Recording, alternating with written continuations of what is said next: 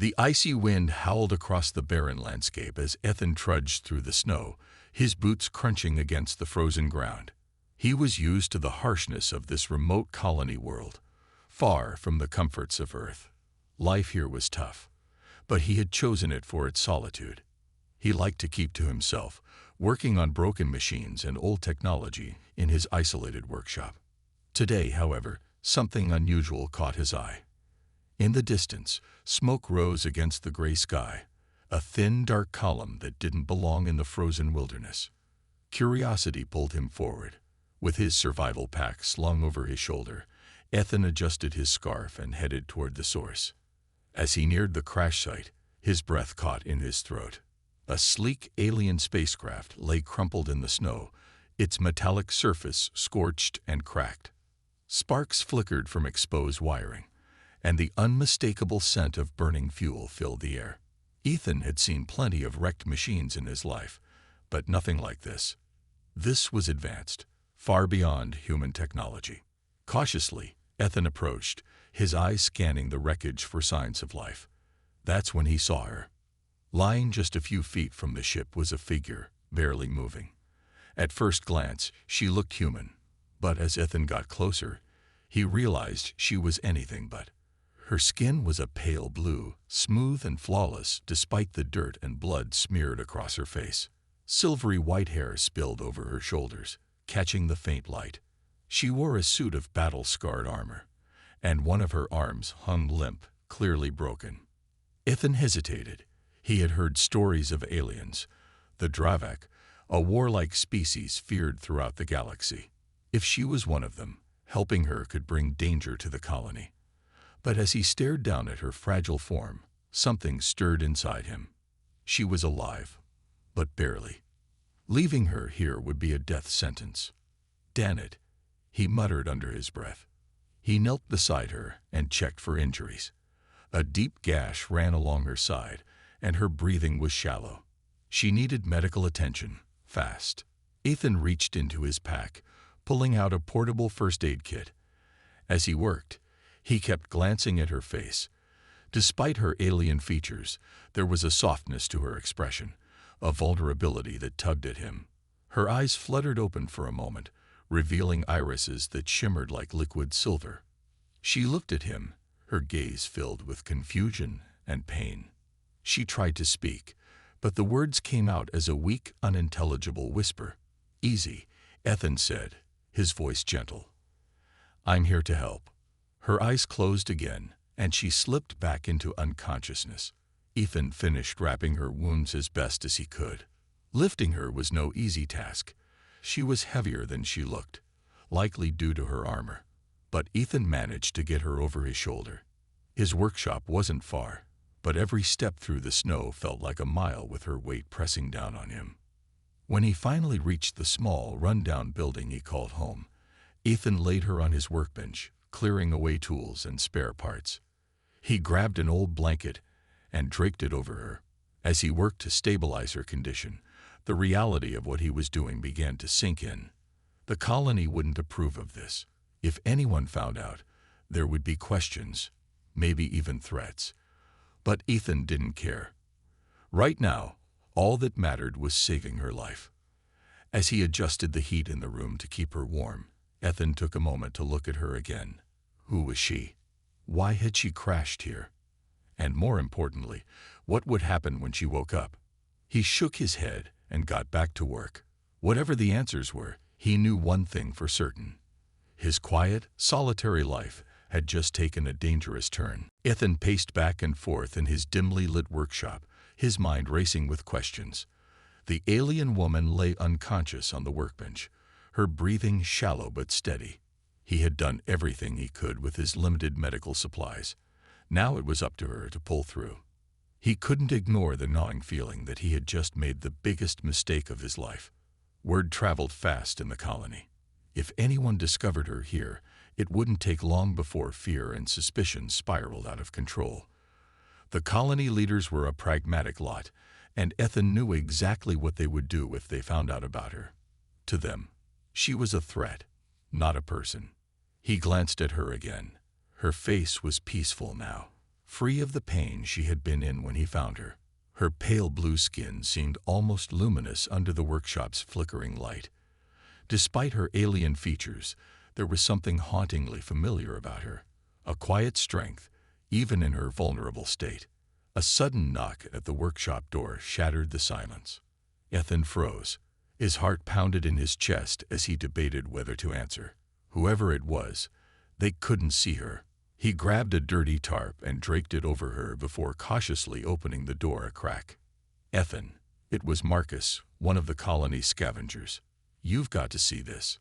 Ethan stepped outside, closing the door behind him. What is it? Marcus pointed toward the horizon, where faint, unnatural lights flickered in the sky.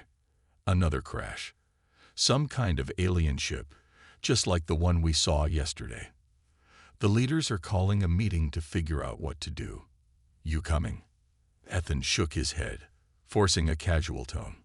Nah, I've got too much work to do. Let me know what they decide. Marcus frowned but didn't press him. Suit yourself. Just be careful. If those aliens are out there, we don't know what they want. Could be trouble. As Marcus walked away, Ethan let out a shaky breath. The colony was already on edge. If they connected the dots and suspected he was hiding one of the crash survivors, it wouldn't end well for him, or for her. Back inside, Ethan locked the door and leaned against it. The woman was still unconscious, but her breathing was stronger now. He pulled the tarp off her and sat down on a stool, rubbing his temples. He had to figure out his next move. Keeping her here was risky, but taking her to the colony was out of the question. As he stared at her, he noticed something he hadn't before. A small device strapped to her wrist, blinking faintly. Curious, Ethan leaned closer. The device looked damaged, but still functional. He hesitated, then carefully removed it, examining its intricate design. Let's see what you're hiding, he muttered, grabbing his tools. It took some time, but Ethan managed to bypass the device's security. A holographic projection flickered to life, displaying strange symbols and maps. He didn't understand the language, but one thing was clear. This wasn't just a random crash. The woman had been fleeing from something or someone. The urgency in the symbols and the patterns on the map suggested danger. Before he could make sense of it, a soft groan drew his attention. Ethan turned to see her eyes flutter open. For a moment, she looked disoriented, her silver irises scanning the room. Then her gaze locked onto Ethan, and her expression hardened. Who are you? She rasped, her voice weak but sharp. Ethan raised his hands in a gesture of peace. Relax. I'm Ethan. I found you after your crash. You were injured. I brought you here to help. Her eyes narrowed as she tried to sit up, wincing in pain. Why? The question caught him off guard. Why? Because you were dying. I couldn't just leave you out there.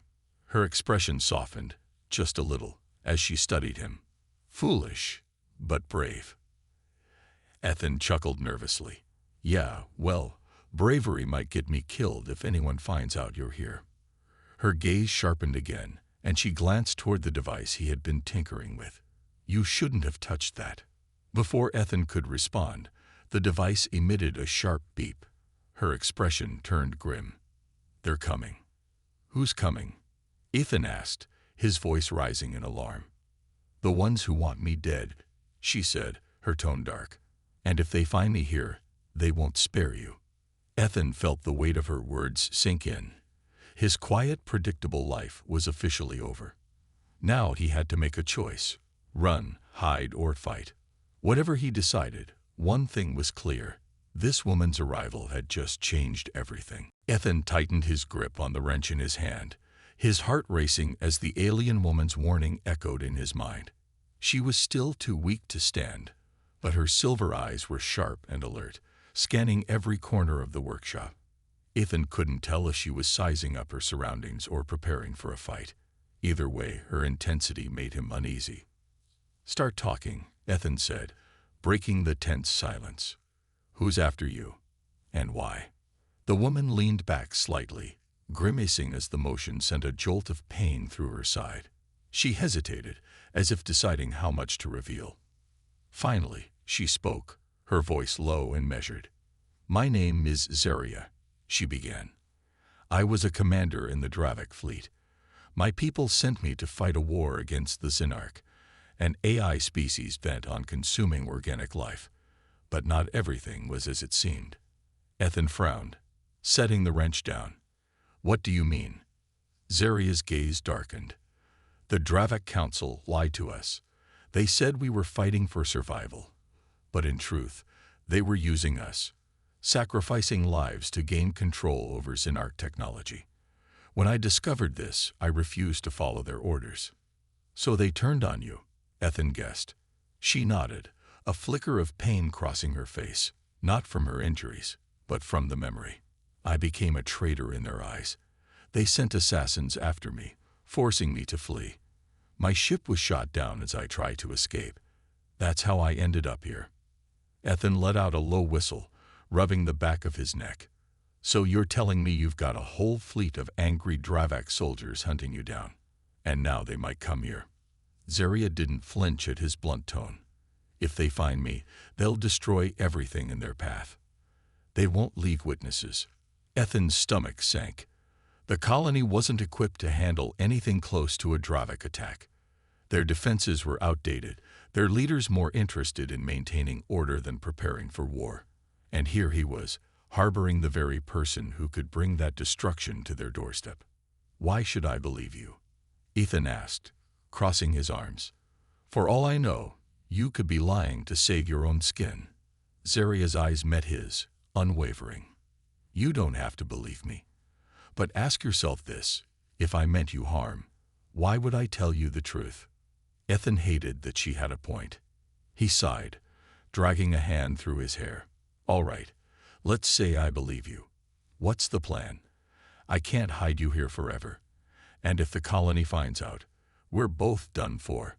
Zeria tilted her head, considering his words. "I need to repair my ship. If I can get it operational, I can leave this planet and draw the Dravak away from your people." Ethan raised an eyebrow. "You think I've got the parts lying around to fix an alien ship? Lady, I work on mining rigs and heating units, not intergalactic fighters." Her lips curved into a faint, humorless smile. "You're resourceful. You'll figure it out." Ethan groaned, shaking his head. "Of course I will, because risking my neck for a complete stranger is exactly how I imagine spending my day." Despite his sarcasm, he moved to grab his tools. He didn't have a choice, really, if Zeria's story was true, and every instinct told him it was. Then helping her was the only way to avoid a disaster. But as he glanced at her again, he couldn't help but wonder if he was getting himself into something far bigger than he could handle. As he started sorting through his supplies, a faint noise caught his attention.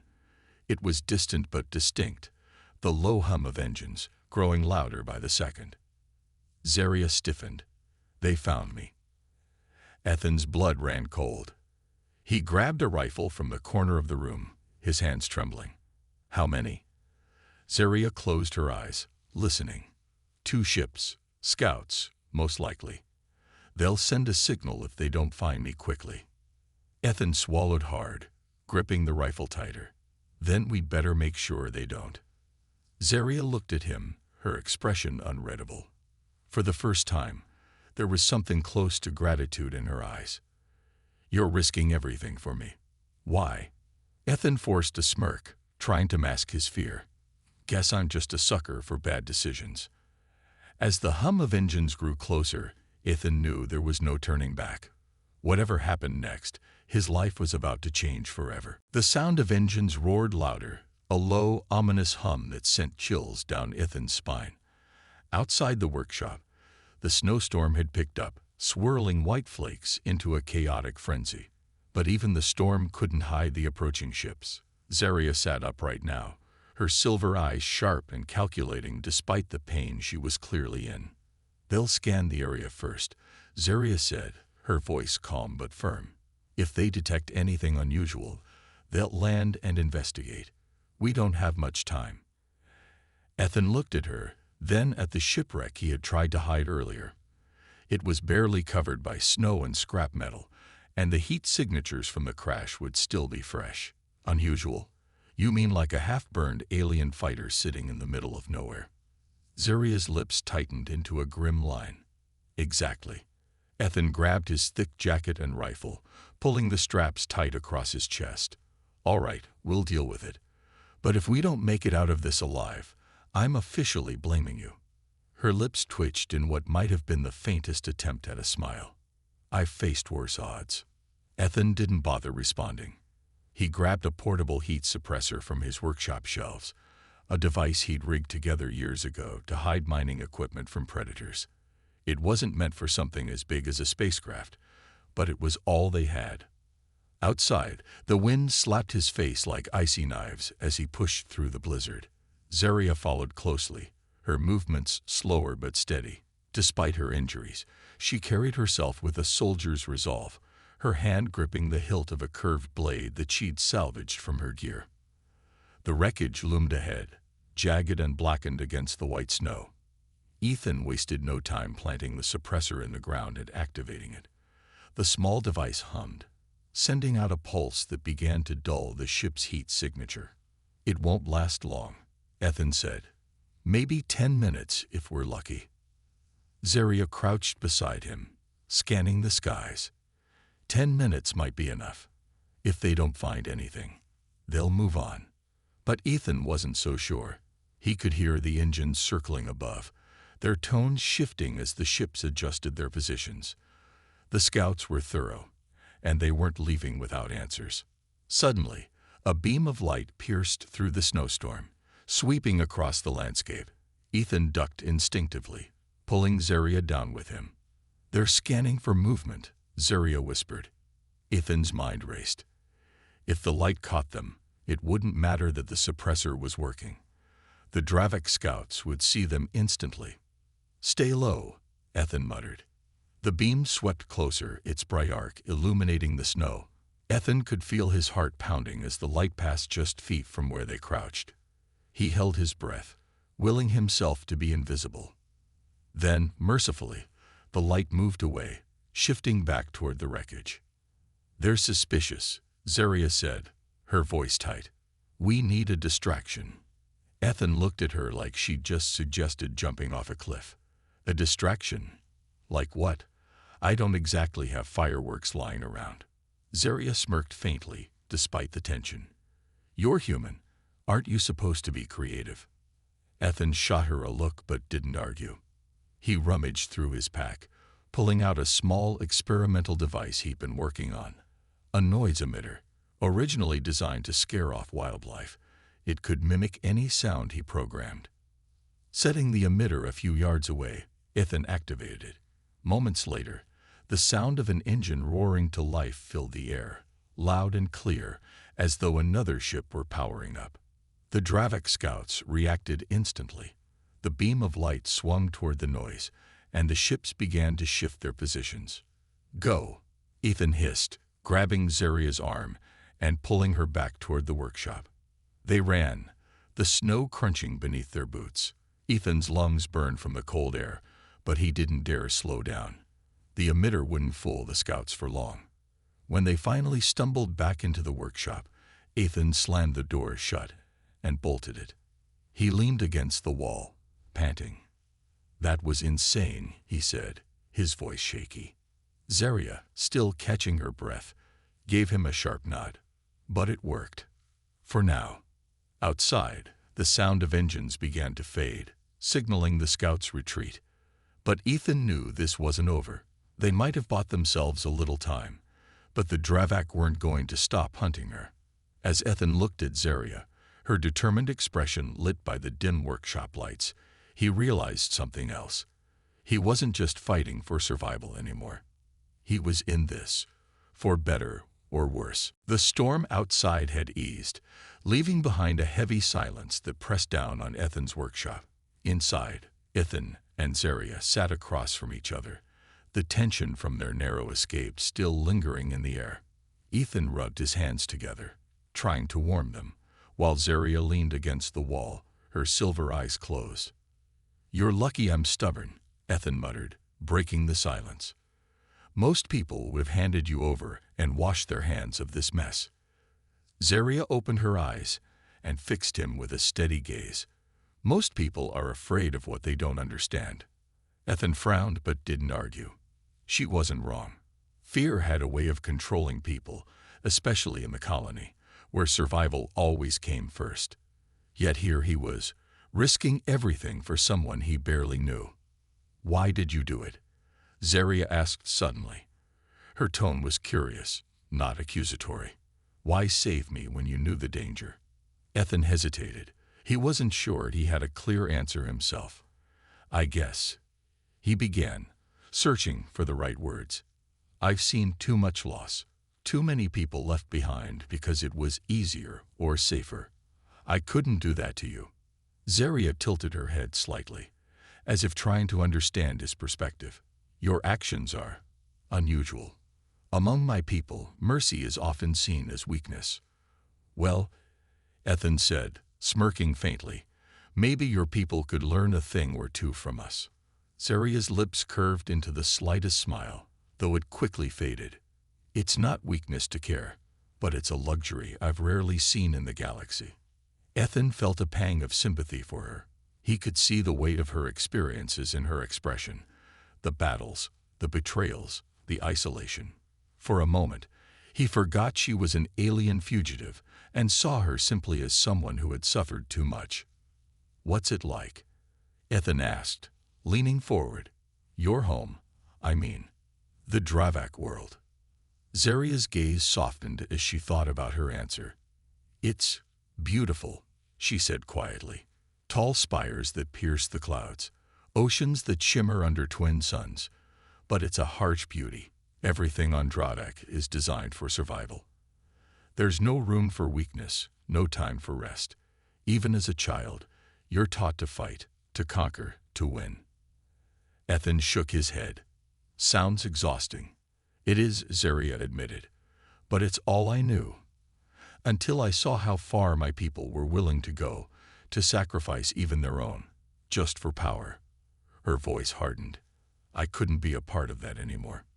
Ethan nodded slowly, taking in her words. "You made the right call, even if it cost you." Zaria looked at him, her silver eyes meeting his. "And what about you? Why are you here, in this frozen wasteland, so far from your people?" Ethan hesitated again. He rarely talked about his past, but something about Zaria made him feel like he could. "I used to be a soldier," he said finally. "A good one too, until I wasn't. Saw things I couldn't fix, made mistakes I couldn't take back. I left because I thought I'd do less damage on my own." Zaria studied him for a moment, then nodded.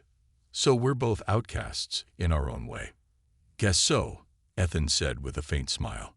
The silence returned, but this time it felt less heavy. There was an unspoken understanding between them now, a shared acknowledgement of their struggles. "We'll need to move soon," Zaria said, breaking the quiet. "The scouts may have retreated, but they'll send more. They always do." Ethan sighed, his mind already working through the problem. "Yeah, I figured. We'll need to repair your ship. That's the only way to get you out of here and off their radar." Zaria nodded. "Do you have the parts?" Ethan smirked. "Not exactly, but I've got a knack for making things work with whatever's lying around." Zaria raised an eyebrow. "You humans are resourceful. I'll give you that. Resourceful, stubborn, reckless. Take your pick," Ethan said, standing up. "Now let's get to work before we both regret this." As they began sorting through supplies, Ethan felt a strange sense of purpose. For the first time in a long while, he wasn't just surviving. He was fighting for something bigger than himself.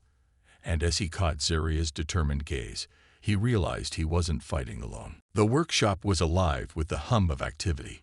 Ethan worked tirelessly, his hands covered in grease as he pieced together components scavenged from old mining equipment.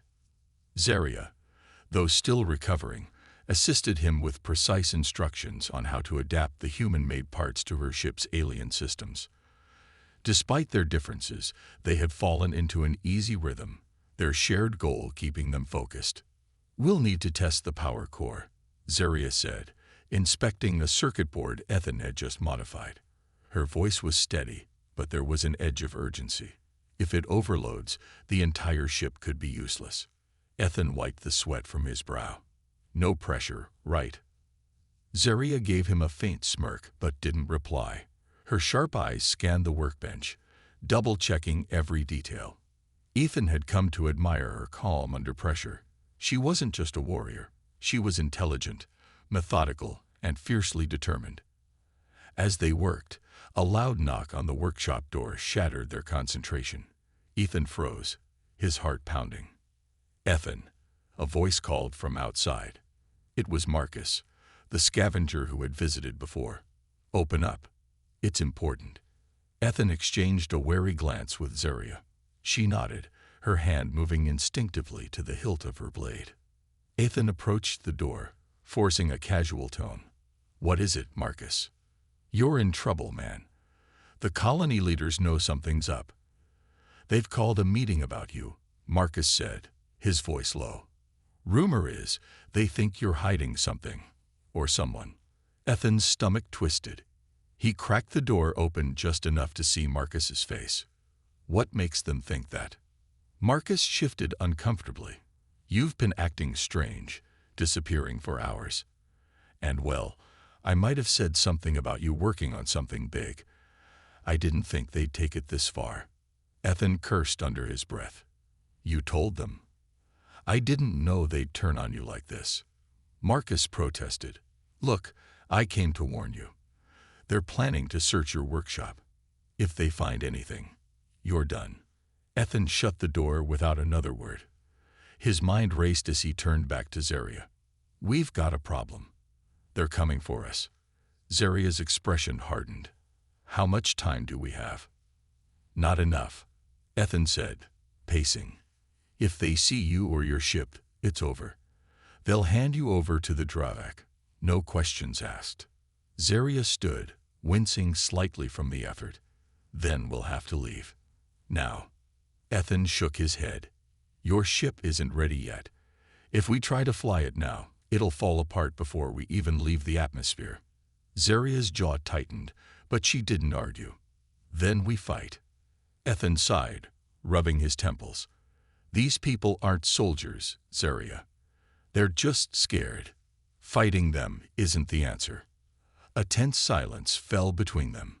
Ethan could feel the weight of the decision pressing down on him. Running wasn't an option, and fighting would only make things worse. Then an idea struck him. "We don't have to fight. We just need to buy time." Zeria tilted her head, intrigued.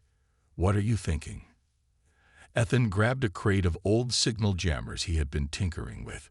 "If I can scramble their communications, it'll delay them long enough for us to finish the repairs. They won't be able to call for backup or coordinate a search." Zeria nodded, her expression resolute. "Do it." They worked quickly, setting up the jammers around the workshop's perimeter. The devices buzzed to life, emitting faint pulses that would disrupt any nearby signals. As Ethan activated the final jammer, he felt a pang of guilt. The colony had been his home, and now he was turning against the very people he had lived alongside for years. But as he looked at Zeria, standing strong despite her injuries, he knew he was doing the right thing. Just as they finished, distant voices echoed through the storm. The search party was approaching. Ethan grabbed his rifle, his hand steady despite the fear bubbling inside him. "Let's hope this works," he said, glancing at Zeria. She met his gaze, her silver eyes filled with quiet determination. "We'll make it work," she said. As the voices grew louder, Ethan took a deep breath, preparing for whatever came next. He didn't know how this would end, but he was certain of one thing.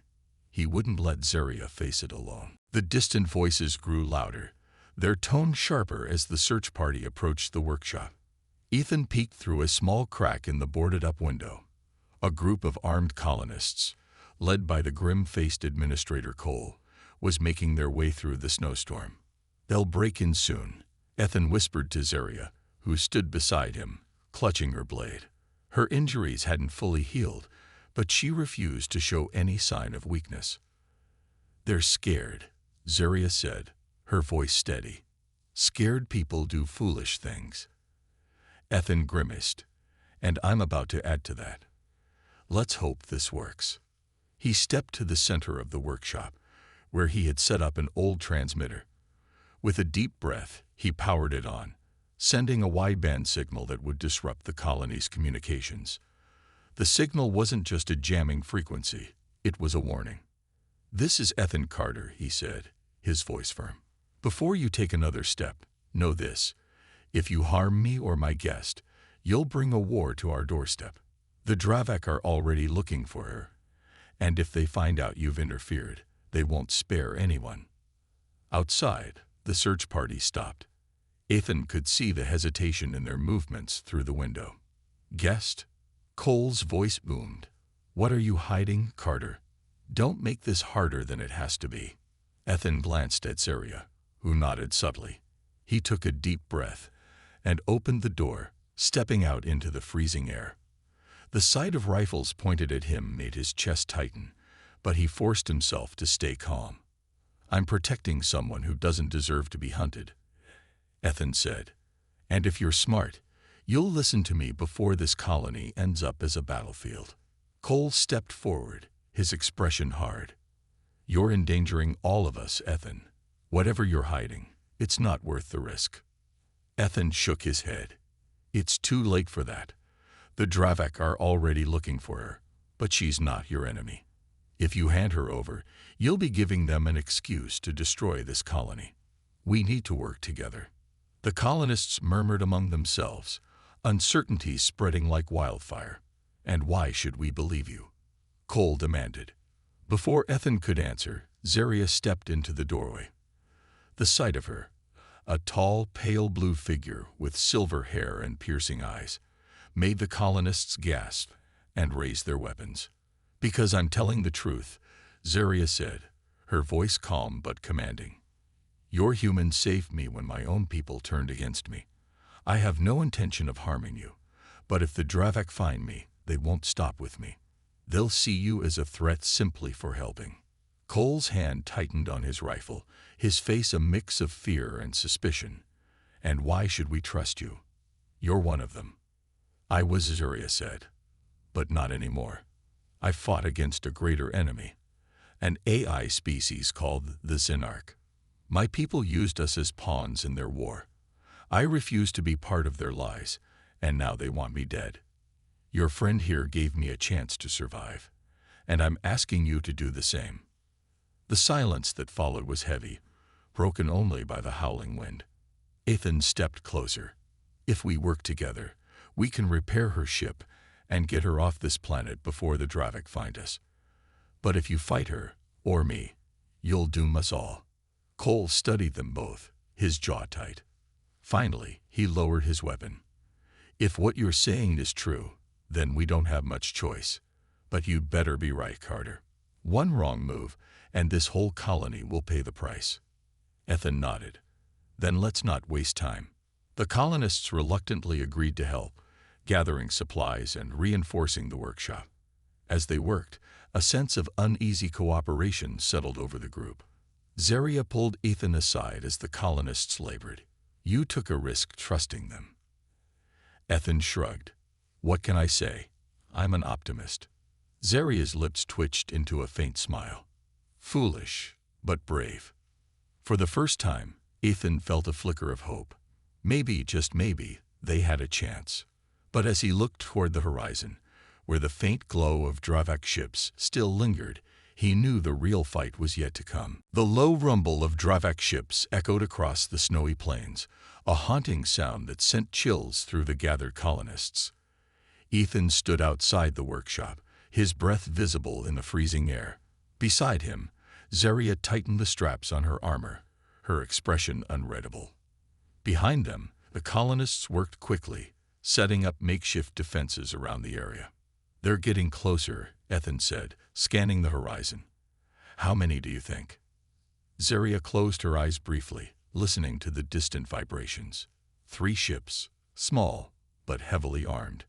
They'll send ground forces first to scout, then attack from the air. Ethan's stomach churned. He had never fought against anything like the Dravek. So what's the plan? Zeria turned to him, her silver eyes fierce. We hold them off long enough to finish the repairs on my ship. Once it's operational, I'll lead them away from the colony. And if we can't hold them off? Ethan asked. Zeria didn't answer, but the look in her eyes said enough. Ethan sighed, gripping his rifle tighter. All right, let's do this. The first Dravek scout ship appeared on the horizon, its sleek, black surface reflecting the pale sunlight. Moments later, 2 more followed, descending in formation. The colonists murmured nervously, their fear palpable. Stay focused, Ethan said, raising his voice to calm them. We've got the advantage of numbers and terrain. They don't know what they're walking into. It wasn't entirely true, but it was enough to steady their resolve. As the first Dravek ground troops disembarked, Zeria stepped forward, her blade glinting in the light. I'll take the lead, she said. Ethan grabbed her arm. You're still injured. She looked at him with quiet determination. I'm a soldier, Ethan.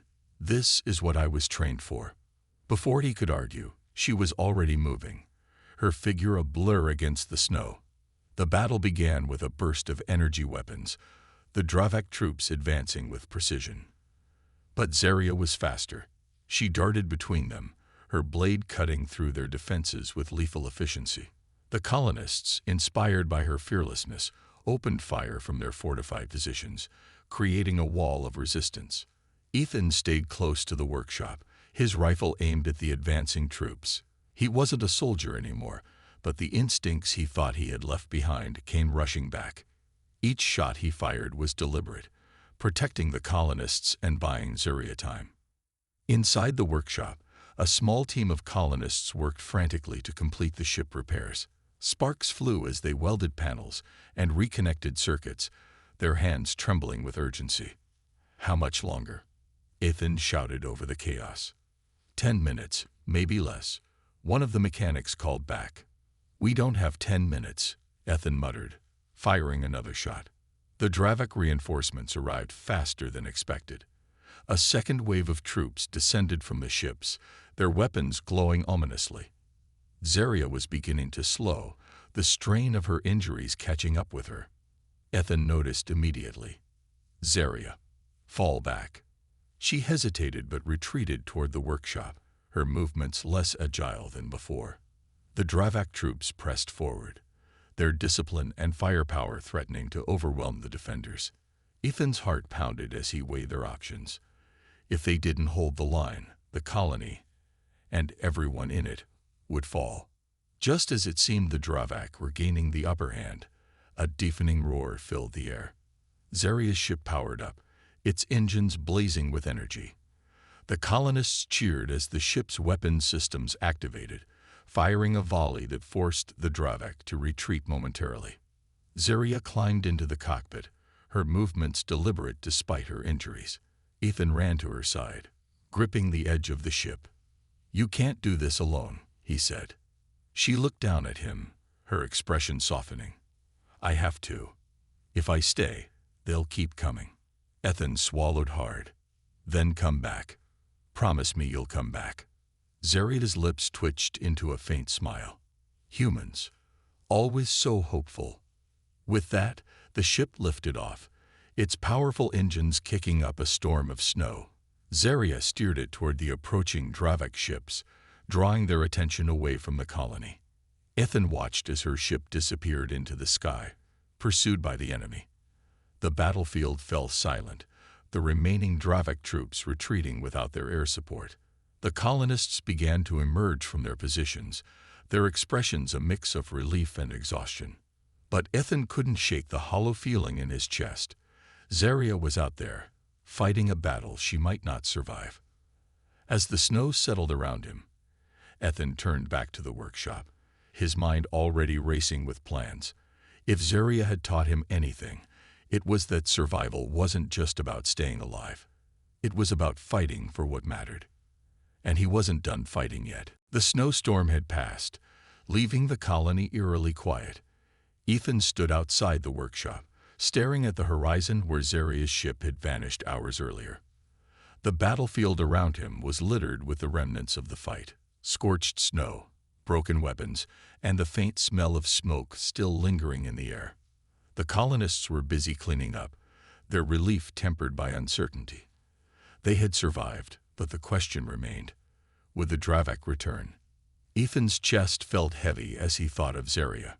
She had taken the fight far from the colony, risking her life to ensure their safety. But there had been no word since.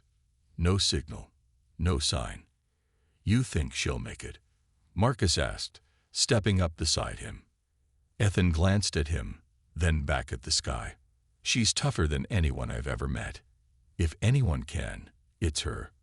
Marcus nodded, though his expression was doubtful. "What happens now? If they come back, we're not ready for another fight." Ethan's jaw tightened. "Then we prepare. We fix what's broken. We build better defenses, and we make sure this place is ready for anything." The colonists had never seen Ethan like this before, determined, focused, and unwilling to back down. For years, he had kept to himself, fixing machines and avoiding trouble. But now he felt a responsibility not just to Zaria, but to the people around him. Days turned into weeks. The colony began to recover, rebuilding what had been damaged in the battle. Ethan threw himself into the work, using his skills to improve their defenses and teach others how to maintain the technology. The colony's view of him had shifted. Where once they had seen a recluse, they now saw a leader. His bravery during the fight and his unwavering resolve afterward had earned him their trust. Still, every night, Ethan found himself standing outside, staring at the stars. He couldn't stop wondering what had happened to Zaria. Had she survived? Was she out there somewhere, fighting her battles alone? One quiet evening, as the sky turned a deep shade of blue, a faint hum broke the silence. Ethan's heart leaped as he recognized the sound of a ship's engines. He ran to the edge of the colony, his breath catching as a familiar silhouette appeared against the stars. Zaria's ship descended slowly, its landing gear touching down with practiced precision. The colonists gathered, murmuring in awe and curiosity. But Ethan didn't wait. He sprinted toward the ship as the hatch opened. Zaria stepped out, her armor battered but intact, her silver eyes as sharp as ever. She looked tired, but there was a spark of determination in her gaze.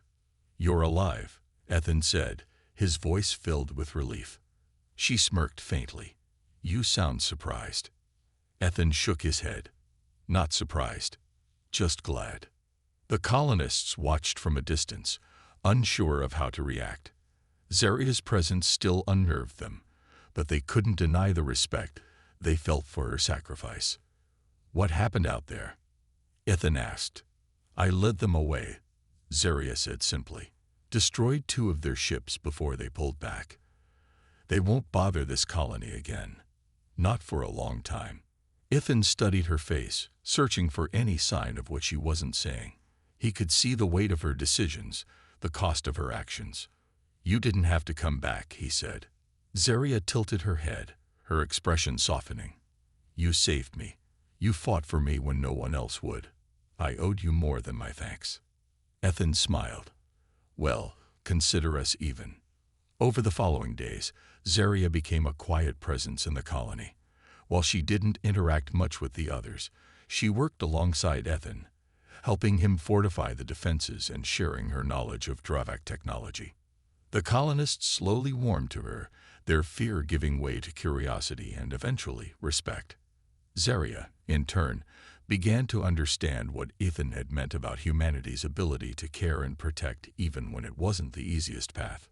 One evening, as they stood together under the stars, Ethan turned to her. "What's next for you?" Zaria was silent for a moment before replying. "I don't know. For the first time in my life, I'm not following orders. I'm free." Ethan nodded. "Well, if you need a place to figure it out, you're welcome here." She looked at him, her expression unreadable. "You're a strange man, Ethan Carter, but maybe that's why I trust you." Ethan chuckled softly. I'll take that as a compliment. For the first time in a long while, Zaria allowed herself a small smile.